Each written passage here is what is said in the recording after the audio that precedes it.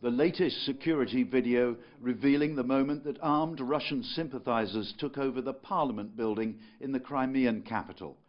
Now unconfirmed reports of thousands of Russian troops moving into Ukraine's autonomous republic.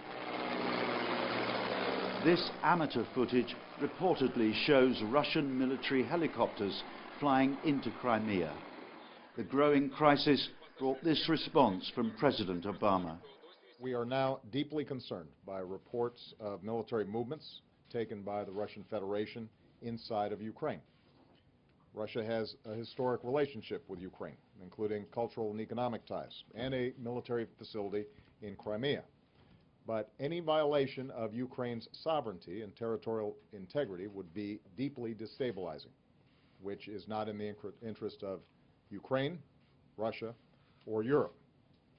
It would represent a profound interference in matters that must be determined by the Ukrainian people. It would be a clear violation of Russia's commitment to respect the independence and sovereignty and borders of Ukraine and of international laws.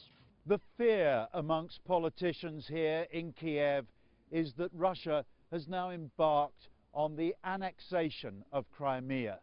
Whether that happens quickly over the coming days or gradually over the coming weeks and months in a war of attrition, they can see part of their country possibly slipping away from their control. In Crimea, tension built throughout the day after troops in unmarked uniforms entered 2 airports. By late evening, it prompted this strong response from the acting Ukraine president. The Russian Federation has begun open aggression against our country.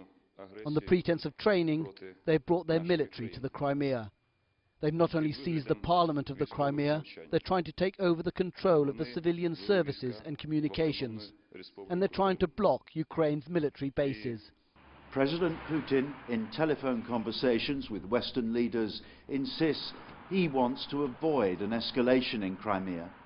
But at the UN, his ambassador said the crisis was not their fault. Well, of course, as you know, we have an agreement with Ukraine on the presence of the Russian Black Sea Fleet with a base in Sebastopol, and we're acting within the framework of that agreement.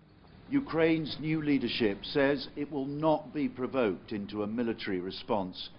Everyone is desperate to achieve a diplomatic solution, but events on the ground could make that increasingly difficult. Tim Friend, Al Jazeera, Kiev.